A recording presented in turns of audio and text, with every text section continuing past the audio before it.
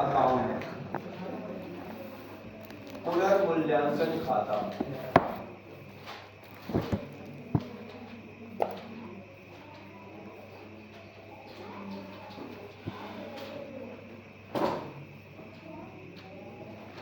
पुनर्मूल्यांकन खाता किस प्रकृति का खाता होता है? पहला क्वेश्चन तो यही है, किस प्रकार का नाममात्र खाता होता है? नाममात्र प्रकृति का खाता होता है। तो जो नेचर होता है किस प्रकृति का होता है? नाममात्र, नॉमिनल नेचर होता है। Nominal nature. नाममात्र खाते का नियम आप लोग सब जानते होंगे। नाममात्र खाते का नियम होता है समस्त व्यय और हानियों को डेबिट करें, समस्त आय और लाभ को क्रेडिट करें। उसे क्या बोलते हैं अपन? नाममात्र खाता। बात समझ में आई कि नहीं आई? कोई समस्या आता? अब बताइए मुझे कि पुनर्मूल्यांकन खाता क्यों बनाना है? जब साझेदार का एडमिशन कर रहे हैं, रिटायरमेंट हो रहा है, डेथ हो रही है, या साझेदारों के मध्य लाभ हानि अनुपात में परिवर्तन हो रहा है, तो पुनर्मूल्यांकन खाता बनाते क्यों? उसकी संपत्ति और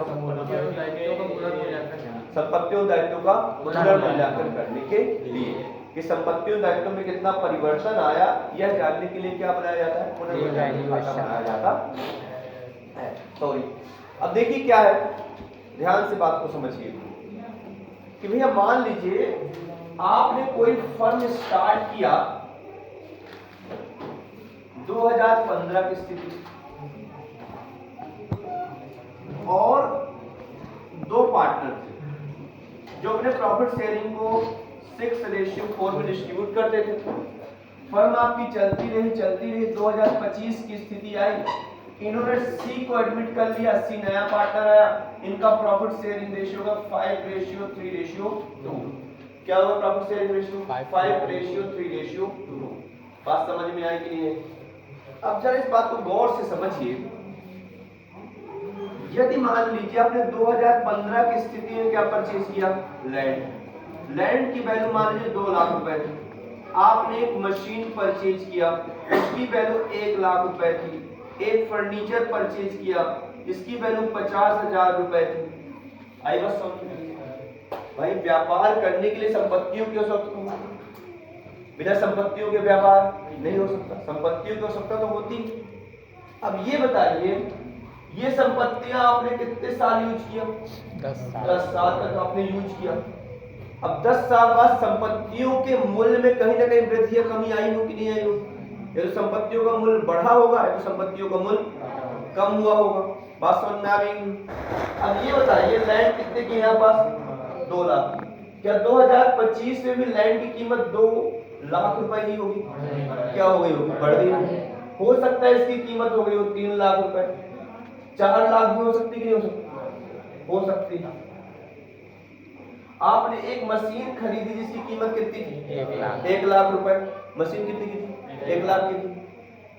अब क्या इस मशीन की कीमत 2025 में 1 लाख रुपए होगी? हो सकता है इसकी कीमत 20,000 रुपए हो गई।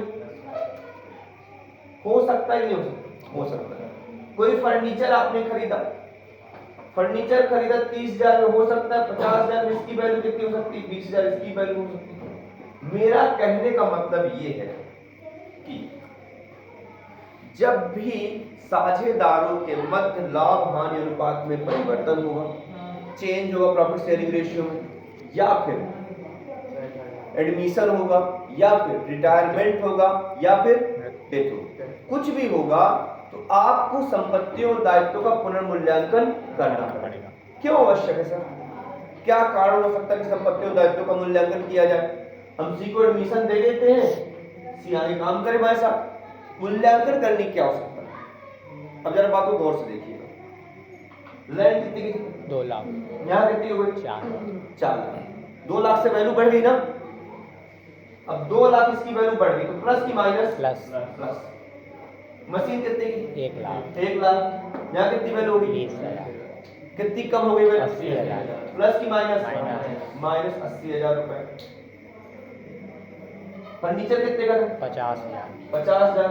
फर्नीचर यहाँ कितने का हो गया? 20,000। 20,000। क्या हुई 30,000 इसकी वैल्यू? कम हो गई।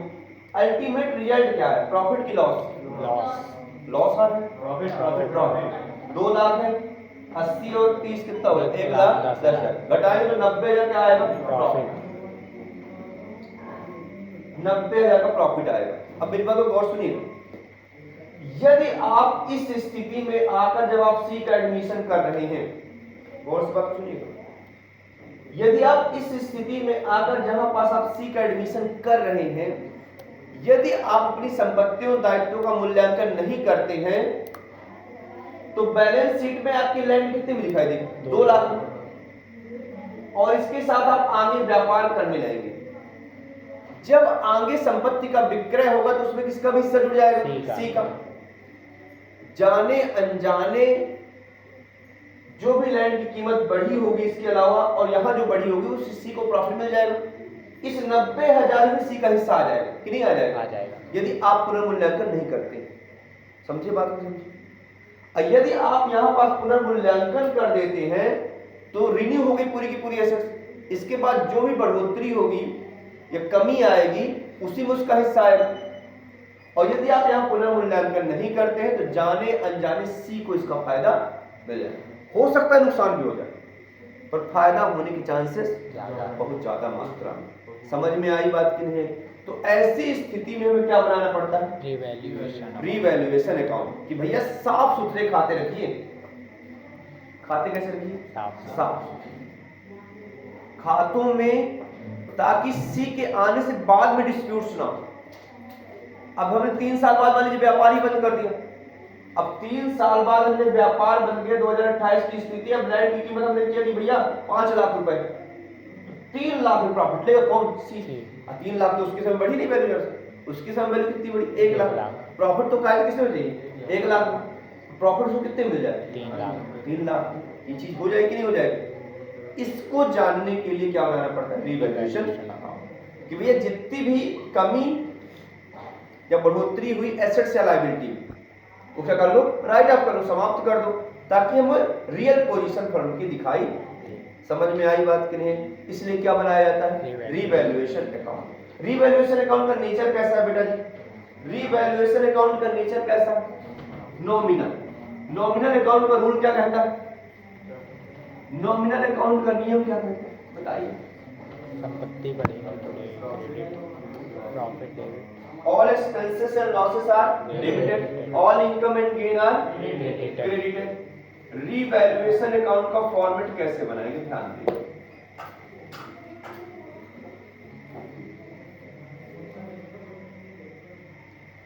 ये क्या होता है बेटा, डेबिट साइड। ये कौन साइड होता है बेटा, क्रेडिट साइड। यहां पार्टिकुलर लिखते हैं, यहां अमाउंट लिखते हैं, यहां भी पार्टिकुलर, यहां भी अमाउंट। इसका दूसरा नाम कोई बता सकता है क्या, रीवैल्यूएशन अकाउंट का दूसरा नाम क्या, प्रॉफिट लॉस एडजस्टमेंट अकाउंट, लाभ हानि समायोजन खाता। क्या बोलते हैं, लाभ हानि समायोजन खाता। इसका दूसरा नाम क्या है, profit and loss adjustment account. तो दिमाग में रखिए, प्रश्न आ गया, प्रॉफिट लॉस एडजस्टमेंट अकाउंट बनाइए, ये लाभ हानि समायोजन खाता बनाइए। सर ने पढ़ाया नहीं यार, है उसी का नाम, है किसका नाम, उसी का नाम है। तो दिमाग में रखना है, उसका दूसरा नाम क्या है, लाभ हानि समायोजन। आई बस में, नियोजन खाता दूसरा, समायोजन खाता दूसरा। नियोजन खाता कब बनता है, जब लाभ का बंटवारा करना, पहले वाले चैप्टर में, वो नियोजन खाता बनता है। यहाँ कौन सा खाता बनता है, समायोजन। आई बस यहाँ का करना एडजस्टमेंट करना। क्लियर होगी बात? तो कभी कभी बच्चे कंफ्यूज हो जाते हैं कि समायोजन नियोजन क्या दिक्कत होगी। आई बात समझ में? दोनों का नेचर कैसा है, नॉमिनल। किस नेचर का, नॉमिनल। अब देखिए यहाँ क्या आएगा, डेबिट बैलेंसेस का, एक्सपेंसेस या फिर लॉसेस। क्रेडिट में क्या आएगा, इनकम या फिर गेन। अब मुझे आप ये बताइए, कोई लैंड है जिसकी कीमत 2 लाख रुपए है 2015 में, 2025 में उसकी कीमत हो गई 5 लाख रुपए। अब मुझे आप ये बताइए, लैंड की कीमत बढ़ी, ये हमारे लिए क्या है, प्रॉफिट या लॉस, प्रॉफिट। संपत्ति का बढ़ना हमारे लिए क्या होगा? प्रॉफिट। प्रॉफिट। यदि संपत्ति बढ़ी तो प्रॉफिट है, तो प्रॉफिट किस साइड रिकॉर्ड करेंगे? इधर साइड, किस side? Credit side. Credit side record करेंगे। यहाँ क्या लिख सकते हैं? By increase in assets. तो इंक्रीज के लिए मैं ये बना रहा हूँ और एसेट्स लिख रहा हूँ। बाकी जब मैंने फॉर्मेट रेडी कराया होगा तब दिखाया होगा उसमें इंक्रीज इन एसेट्स। लैंड ही लिखेंगे पर मतलब एसेट्स में सब आ जाएंगे। मशीन की वैल्यू बढ़ी, फर्नीचर की वैल्यू बढ़ी, जो भी बढ़ेगा सब आएगा इधर साइड क्रेडिट साइड। समझ में आई बात कि नहीं? यदि मान लीजिए कोई मशीन है, मशीन थी 1 लाख रुपए की बेटा जी, अब मशीन की कीमत बची 50,000 रुपए, क्या हुआ? लॉस हुआ। तो लॉस किधर रिकॉर्ड करेंगे? Debit side. एसेट से कम हो रहा तो रिकॉर्ड किया debit side. To decrease in asset. तीर के निशान समझ पा रहे हैं आप? Yes sir. आई बात समझ में? ये क्या इशारा कर रहे हैं आपकी ओर? आई बात समझ में? तीर के निशान समझ में आ रहे कि नहीं आ रहे? ठीक है ना? अरे तीर में थोड़ा समझ में आ जाते बच्चों को, ऐसी बात नहीं है। पहले तो घरों में, इस समय तो नहीं उतना बनते, पहले घरों में बना करते जिसके यहाँ शादी फंक्शन हुआ करते थे, तीर की निशान ऐसे एग्जाम्पल। आई बात समझ में? उल्टा इस समय लोगों ने बंद कर दिया उसको बनवाना, पहले बहुत बनवाते थे। लोगों तीर का निशान फाड़ते हुए जाता था। क्लियर है? एसेट्स की वैल्यू क्या हो रहा है बेटा? कम हो रही है। कम हो रहा है। क्या होता है? Debit loss. तीर होता है, बहाना लॉस होता है। क्या होता है? Loss. Decrease in the value of assets. Clear हो गई बात? अब देखिए लायबिलिटी के विषय में सोचते हैं। यदि लायबिलिटी मान लीजिए क्रेडिटर था, क्रेडिटर समझते हैं आप लोग? Yes sir. क्रेडिटर है मान लीजिए 50,000 रुपए, अब इसको पेमेंट करना है 2025 में 30,000 रुपए। क्रेडिटर मतलब इसको पेमेंट करना है फर्म को। आई बात समझ में? प्रॉफिट। तो फर्म के लिए प्रॉफिट है लॉस? प्रॉफिट। प्रॉफिट। प्रॉफिट। भैया किसी बंदे को 50,000 देना, 30,000 में माना जा रहा है कि बहुत दिन से तुम रखे हुए 30,000 दे दो, जान दोगे, तुम्हारे प्रॉफिट है लॉस? प्रॉफिट। प्रॉफिट है। तो क्रेडिटर की वैल्यू कम हो रहा, क्या? प्रॉफिट। किधर लिखेंगे? By side. Credit side. Decrease in liabilities. Decrease in liabilities. तो इंक्रीज इन लायबिलिटी क्या? नुकसान। Yes sir. Increase in liability क्या बेटे? नुकसान। नुकसान। ये बात आप समझ गए? Yes sir. यदि कोई एसेट्स है जिसको आपने बुक्स ऑफ अकाउंट में नहीं लिखा हुआ, वो आपके लिए फायदा है नुकसान? फायदा। मान लीजिए आपको पता नहीं है, आपकी किताब में 500 नोट होती हुई, आपकी जानकारी में नहीं, तो आपके लिए क्या फायदा नुकसान? फायदा। फायदा। तो कहाँ रिकॉर्ड होगा फायदा? Debit credit side. तो record of credit side unrecorded assets. Unrecorded assets. Clear हो गई बेटा जी? और अनरिकॉर्डेड लायबिलिटी किधर आएगी? ये नुकसान होता है अनरिकॉर्डेड लायबिलिटी। Yes sir. कोई क्रेडिटर था जिसको हमने बुक्स ऑफ अकाउंट में रिकॉर्ड ही नहीं किया था, वो पैसा लेने आ गया, पैसा तो नहीं आया, हम क्यों करें? नहीं है भाई, नाम नहीं लिखा तुम्हारा, अरे तुम याद नहीं कर पा रहे हो, तो उसको पैसा देना पड़ेगा नहीं देना पड़ेगा? देना पड़ेगा। तो अनरिकॉर्डेड लायबिलिटी, अनरिकॉर्डेड लायबिलिटी नुकसान। क्या बेटा? नुकसान। नुकसान। ये समझ में आया? कौन सा आइटम कहाँ आएगा? Yes sir. क्लियर हो गई बात? अब आप टोटल करेंगे, तो टोटल करेंगे, इधर का बैलेंस ज्यादा है तो इधर क्या आएगा बेटा? Profit. Profit on revaluation. Profit on revaluation. ये प्रॉफिट किस रेशियो में डिस्ट्रीब्यूट होगा? Old ratio. किसके बीच डिस्ट्रीब्यूट होगा? Old partner old ratio. Old partner old ratio. बात समझ में आ गई ना? यदि लॉस आया, बाय लॉस ऑन रीवैल्यूएशन, यदि लॉस आया बेटा जी तो वो भी कैसे डिस्ट्रीब्यूट होगा? ओल्ड पार्टनर किस रेशियो? Old ratio. इतनी बातें आपको समझ में आएगी? सभी को आ गई? कोई दिक्कत, कोई समस्या नहीं? अब चलिए मैं एंट्री आप लोगों से पूछूंगा, आप लोगों को एंट्री का जवाब देना है। आपके सामने ये बनी हुई है, मैं एंट्री करने का तरीका बता देता हूँ कैसे एंट्री बनी होगी, उसके बाद आपको जवाब देना है, ठीक है ना? जिससे पूछो वही देगा, अपने से नहीं बताना, मौका दूंगा आपको। देखिए एसेट्स का बढ़ना, बाई लिखा हुआ है तो डेबिट में जाएगा, ये कहाँ जाएगा? क्रेडिट में। तो जो चीज यहाँ लिखी हुई है कहाँ जाएगी सब? डेबिट में। जो चीज यहाँ लिखी कहाँ जाएगी? क्रेडिट में। आई बात समझ में? क्योंकि हम रिवैल्यूएशन अकाउंट बना रहे हैं ना, तो रिवैल्यूएशन इसके महक में क्या होगा, डेबिट, और रिवैल्यूएशन इसके महक में क्या होगा, क्रेडिट। ठीक है, अकाउंट कौन सा बन रहा है, रिवैल्यूएशन। समझ में आई बात कि नहीं है? चलिए पहला क्वेश्चन, इंक्रीज इन एसेट्स, आप बताइए। Assets account debit to revaluation account. आप बताइए increase in liability,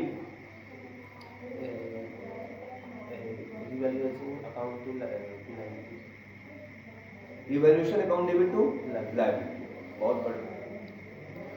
loss on revaluation,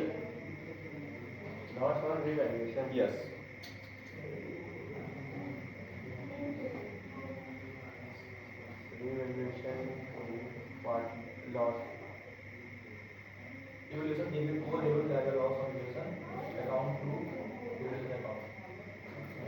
loss होने सोचिए, पार्टनर्स कैपिटल बड़े कम होंगे, तो पार्टनर्स की कैपिटल कम होगी तो क्या होगा, पार्टनर्स कैपिटल अकाउंट क्या हो जाएगा, डेबिट हो जाएगा, रिवैल्यूएशन क्या हो जाएगा, एंट्री क्या बनेगी, partners capital account debit to revaluation. नहीं समझ में आ गया? यदि प्रॉफिट हुआ on revaluation, revaluation account debit to partners capital, किससे डिस्ट्रीब्यूट होगा, ओल्ड, किसके बीच, ओल्ड पार्टनर। समझ में आई बात? कोई समस्या, कोई दिक्कत नहीं? ये पूरा समझ में आ गया ना? एंट्री कैसे बनेगी, अनरिकॉर्डेड एसेट्स, क्या एंट्री बनेगी बेटा, assets,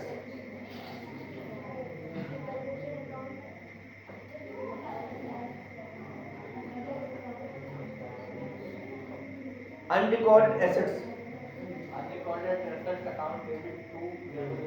yes, unrecorded assets account debit to revaluation, unrecorded liability,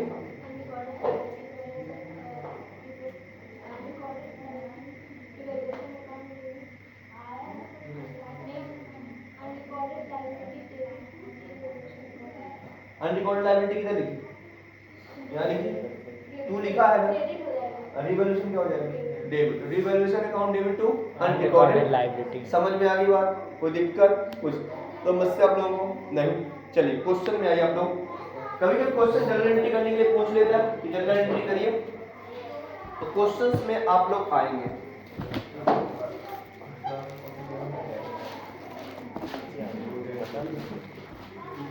question number 34 देखिए इसके लिए बेटा, क्वेश्चन नंबर 34,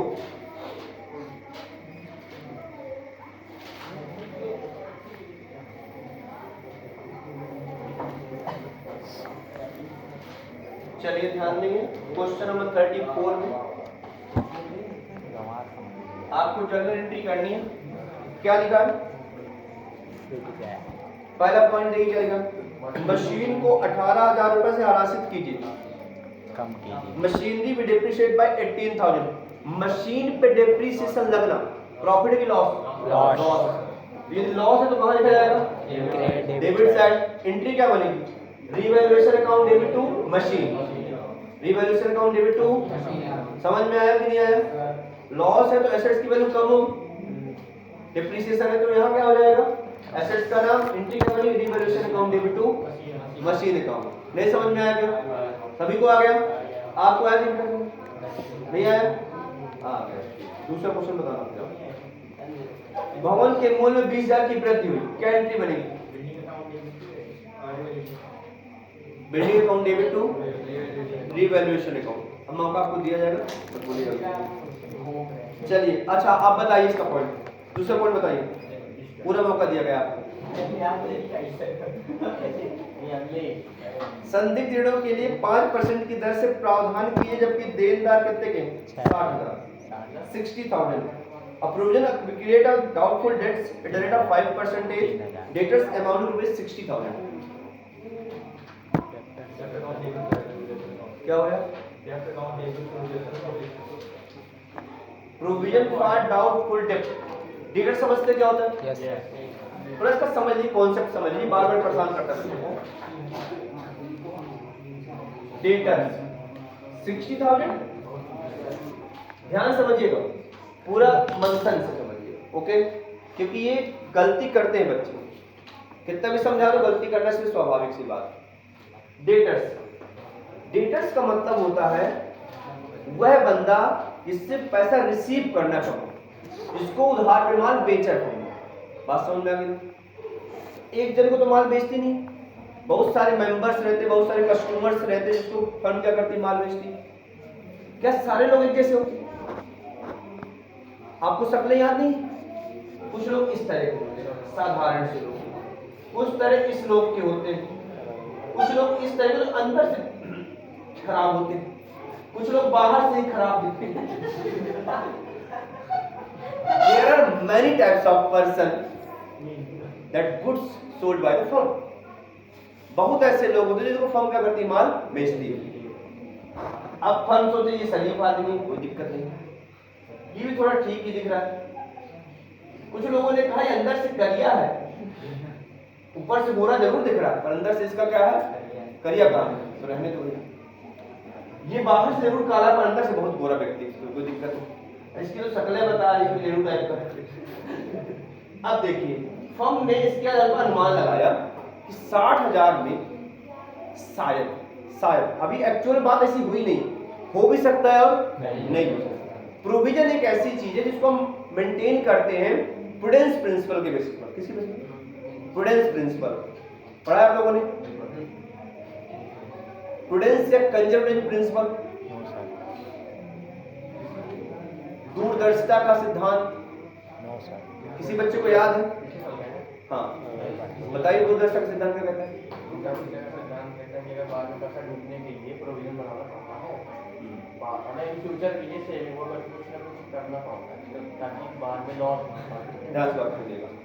प्रूडेंस प्रिंसिपल कहता है, दूरदर्शिता का सिद्धांत है, सही बता रहा है, भविष्य में होने वाले हानियों को आज ही रिकॉर्ड करना।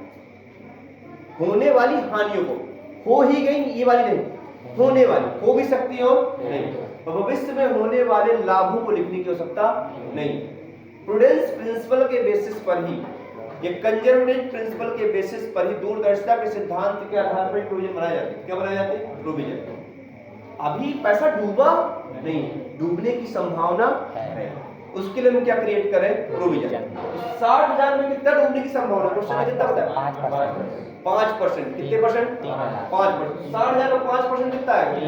3,000। 3,000 डूबने की संभावना, ये हमारी प्रॉफिट है लॉस? प्रॉफिट है कि लॉस? लॉस ही है ना भाई। जो पैसा डूबने की संभावना क्या होता है? लॉस ही होता है। लॉस कहाँ लिखेंगे? इस साइड, इस साइड, डेबिट साइड। या क्या लेंगे? To provision for bad debts, provision for bad debt. Entry क्या बनेगी? Revaluation account debit to provision for bad debt, provision for. बात समझ में आई कि नहीं है? क्या ऐसा भी हो सकता है, बात गौर सुनिएगा, क्या ऐसा भी हो सकता है कि हमने सोचा कि भैया 3,000 ही डूबेगा, 5,000 डूब जाए? हो सकता है। प्रोविजन कितने के लिए बना? 3,000। डूबा कितना? 5,000। 2,000 एक्स्ट्रा डूब गया, इसको क्या बोलते हैं? Bad debts. क्या बोलते हैं? Bad debts. डूबत ऋण, जो डूब गया। समझ में आई बात कि नहीं है? तो ये वाली फर्म के लिए प्रॉफिट लॉस, लॉस कहाँ लिखा जाएगा? Debit side, debit side. क्या ऐसा भी हो सकता है कि हमने सोचा 3,000 डूबे पर डूबा 1,000? हो सकता है, ये भी संभावना हो सकती है। भाई हम चेहरे को देखकर अनुमान नहीं लगा सकते, आप लगा सकते हैं क्या? चेहरे को देखकर, उसकी बातों को देखकर आप बिल्कुल अनुमान मत लगाइए। इंसान कितना अंदर से काला हो सकता है, कितना आपको पता ही लगा सकते उस चीज की। समझ में आई बात की नहीं है? ये मैं वास्तविक अनुभव बता रहा हूँ। बहुत शरीफ कुछ लोग बने रहते, इतना शरीफ, अब बाद में तो ऐसा मतलब अत्याचार करेंगे। अब मिलेंगे तो कौन सा प्रोफेसर पढ़ाए थे हमको तो याद नहीं आ रहा। आप 12th कॉमर्स, अरे कौन सा कॉमर्स? वो सब गलत नंबर लग गया आपको लगता है, मुझे याद नहीं आ रहा। ये कहानी हो, समझ में आई बात की नहीं आई? सर मैं पैसा मांगे रहूंगा आपका ना, आप तो बड़े अच्छे इंसान हैं। ऐसे लोग आई बात समझता हूं। और विश्वास किसी के ऊपर किया नहीं, विश्वास की पात्र की दुनिया नहीं रही है। मैं वास्तविक अनुभव बता रहा हूं, ठीक है ना? आप जब भी पैसा किसी को दें किसी को दे, घर परिवार को छोड़ो, नाते रिश्तेदारों को, दोस्तों की बात कर रहा हूँ, तो उतना पैसा ही जितना डूब जाने की संभावना पे आपको दर्द ना मेरे पास आई बात। यदि मान लीजिए आपको बहुत जिगरी दोस्त है, जीने मर जाने की कसमें अपने साथ में ही खाई है, तो फिर मैं नहीं कर सकता भाई, आप ठीक है दे दो, आप कोई दिक्कत नहीं। पर कुछ ऐसा है जो अभी कल परसों ही फ्रेंड बना, भाई पैसा दे दो यार, आपने दे दिया, ले भाई 10,000, कोई दिक्कत नहीं। अब बाद में डूब जाए तो मैं आपको सलाह दे रहा हूँ, अपने औकात के हिसाब से काम करिएगा, भविष्य के लिए भी बता रहा हूँ, ठीक है ना। ये जो ठोकरें खा के इंसान सीखता है, जब आप एक दो बार ठोकर खा लें तो वैसे भी सीख ही जाएंगे, उसे पता नहीं कर सकता, नहीं। तो ये भी हो सकता है कि एक सारी डूब, संभावना कुछ भी हो सकती है। ये 2000 आपका क्या होगा, प्रॉफिट होगा, क्या होगा, प्रॉफिट। फिर आपको रिवर्स क्या करना पड़ेगा, रिजर्व क्रिएट करना पड़ेगा। तो रिवर्स के लिए यहाँ आया, प्रॉफिट हुआ 2000 के लिए, प्रॉफिट हुआ, तो फिर प्रोविजन इधर आएगा, कितने रुपए से, 2000, तो फिर फायदा हो गया। एंट्री क्या बनी, provision for better account debit to revaluation. समझ में आई बात की नहीं है, कोई दिक्कत, कोई समस्या नहीं। क्वेश्चन नंबर 35 की जनरल एंट्री करिए जरा आप लोग, इसकी तो मैंने बता दिया। क्वेश्चन नंबर 35 की जनरल एंट्री अपने से करिए।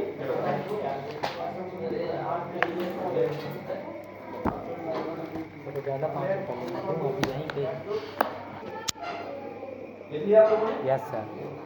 लिख रहे?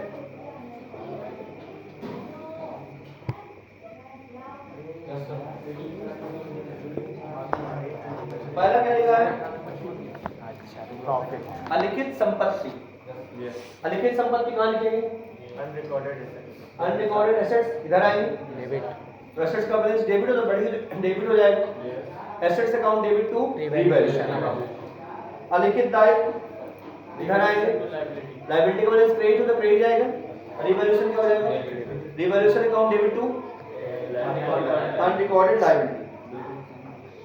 विभिन्न लेनदारों पर सम्मिलित 1800 के लेनदार ने अपना दावा छोड़ा, इसका मतलब क्या हुआ, प्रॉफिट। लायबिलिटी कम हुई है, लायबिलिटी कम हुई ना, फायदा कि नुकसान, फायदा।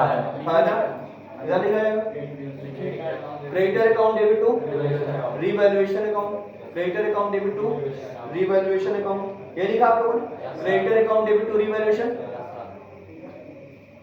स्टॉक जिसका मूल्य लागत कितना था, 1 लाख, जो 30% से क्या किया गया, कम किया गया, तो 1 लाख का 30% कितना होगा, 30,000, कम किया गया, 30,000। प्रॉफिट लॉस, लॉस किधर आएगा, डेबिट साइड। एंट्री क्या बनेगी, स्टॉक का revaluation account debit to stock.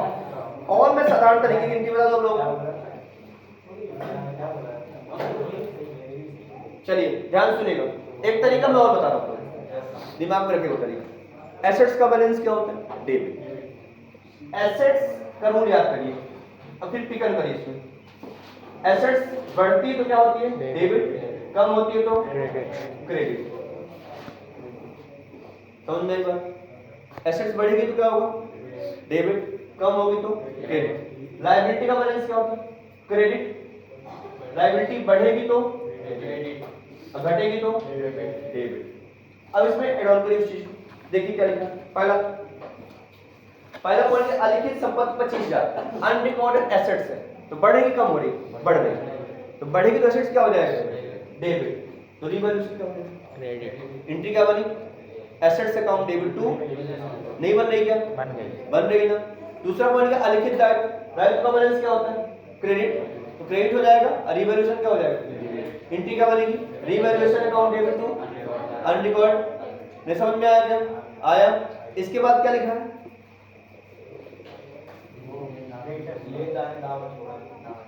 दावा छोड़ा, फायदा का नुकसान, कम हो रही है, बड़ा से कम हो रहे हैं, लायबिलिटी कम होगी तो क्या होगा, डेबिट, तो क्रेडिटर अकाउंट डेबिट हो जाएगा, रिवैल्यूएशन क्या हो जाएगा।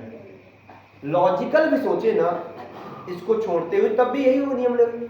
समझ में आएगा। तो आपने जनरल एंट्री कहाँ सीखी, 11th क्लास में सीखी होगी, आएगा सर, 11th क्लास में जनरल एंट्री अच्छे सीखनी भी चाहिए सर। ये समझ में आया कि नहीं आया, कोई दिक्कत आप लोगों को, कोई समस्या नहीं, चलो। इसी प्रकार से 38 नंबर क्वेश्चन आपको करना अपने से, 38 नंबर क्वेश्चन इंपॉर्टेंट है, तो कर लीजिएगा। 38 चलिए क्वेश्चन नंबर 39, क्वेश्चन नंबर 39 में आए बने 37 में कल कराऊंगा, रिकॉर्ड में भी है पर मैं कल कराऊंगा। 39 देखिए क्या लिखा। 39 में क्या प्रिपेयर करना है? Revaluation account. क्या प्रिपेयर करना है?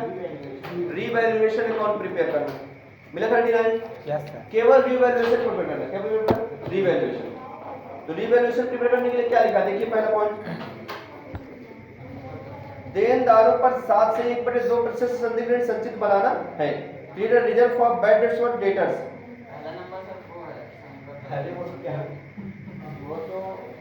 वो तो पार्टनर्स कैपिटल में जाएगा। नहीं, डेटर्स के ट्रीटमेंट में देखिए, डेटर्स का आप निकाल लेंगे। ये हमारे लिए फायदा है, नुकसान प्रोविजन बनाना। नुकसान किधर आएगा? Debit side. बात समझ में आ गई ना? डेबिट साइड लिख लेंगे कितने परसेंट निकाल के? 15/2। 7.5%। विनियोग को घटाकर 8,000 कर देगा। विनियोग ऊपर कितने के? इन्वेस्टमेंट देखिए, इन्वेस्टमेंट ऊपर कितने के? 10,000। नीचे कितने के हुए? कितना कम हुआ? 2,000। 2,000 कम हो गए। कहाँ लिखेंगे? Debit debit side. Debit side लिखना, नुकसान है किधर लिखेंगे? Debit side. Debit side. Stock का अधिमूल्यन करके 12,500 कर दिया गया। स्टॉक ऊपर कितने का दिया? 11,660। 11,660। कितनी वैल्यू बढ़ गई? 12,500। बढ़ी ना वैल्यू? फायदा नुकसान किधर लिखेंगे? 900 का। क्रेडिट साइड बन जाया करते हैं। Yes sir. रिवॉल्यूशन अकाउंट बना लेंगे नहीं बना लेंगे? बना लेंगे सर। बन लेंगे। Yes sir. अरे आप लोगों ने क्वेश्चन लगाया होंगे, जब मैंने क्वेश्चन लगवाया होगा उसका सहायता ले सकते थे। आपके पास कॉपी रखी